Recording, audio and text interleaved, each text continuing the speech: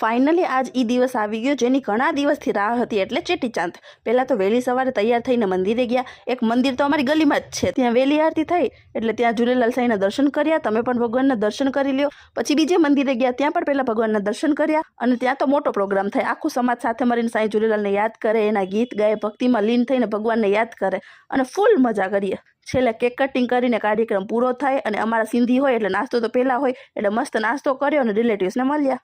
એ કાર્યક્રમ પૂરો થયો પછી રવારી નીકળી. આખી રવારી તો તમને નહીં દેખાડી શકું, નકર વ્લોગ લાંબો થઈ જશે.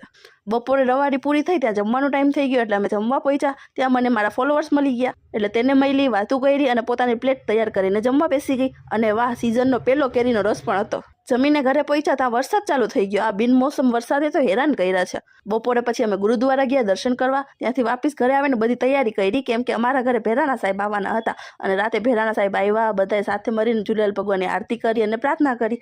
અને ડાન્સ વગર તો બધું અધૂરું છે એટલે બધાએ સાથે મળીને ધૂમ મચાવી. અમારી ઘરે કાર્યક્રમ પૂરો કરીને કાકાને ત્યાં પણ પૂજા કરી અને પછી અમારામાં સિંધી જેન્ટ્સ છે જ રમે એટલે પપ્પા અને બધાએ સાથે મળીને છે જ રહીમાં અને મજા કરી. અને આજ તો આખો દિવસ મજા જ કરી. આજ માટે બસ આટલું જ. વિડીયો ગમ્યો હોય તો વિડીયોને લાઈક શેર કરવાનું ન ભૂલતા. ચેનલને સબસ્ક્રાઈબ તો કરી જ લેજો. Bye bye.